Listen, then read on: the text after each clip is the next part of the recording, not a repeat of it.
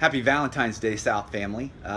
As some of you might know, today is the day that I was supposed to have rotator cuff surgery, have my shoulder worked on and scoped. And last night I got a call and they have postponed that for today, and it's going to happen now tomorrow, Wednesday the 15th of February.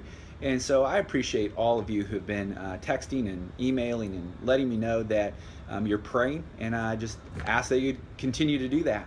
Right now I'm sitting on my patio, and this is frankly one of the most sacred spaces in the whole world to me. This is the place where often before the sun comes up I get to spend some time with the Lord alone, and this is also the place where I do quite a bit of my sermon preparation because in my office at the church, it gets hectic, it gets busy, there are people in and out, and I don't get the focus that I generally do. And so often you'll find me here many hours in the week just praying and prepping because this is a sacred place to me.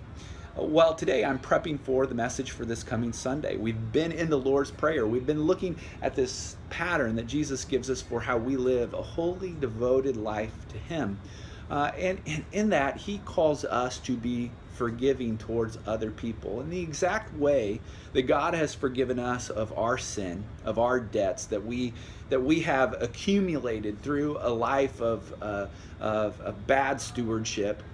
So He calls us to forgive other people who have stacked up debts against us, who have hurt us and wronged us. And He calls us into a pattern of forgiveness, a pattern of letting bitterness go, a pattern of inviting people back into relationship. And so I want to ask you that this Sunday you would invite people that you know have been stuck in a pattern of a grudge, of bitterness, of hurt, and come and let them hear the Word of God about how God has forgiven them and calls us into a pattern of forgiveness. In kind of a celebration of Valentines and also a thought of this idea of forgiveness, my daughter has been practicing John 3:16.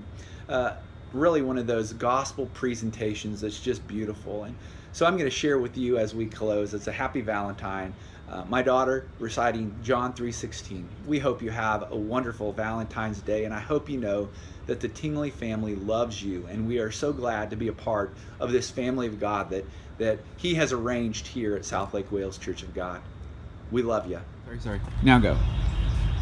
God who loves the world, He gave His only Son.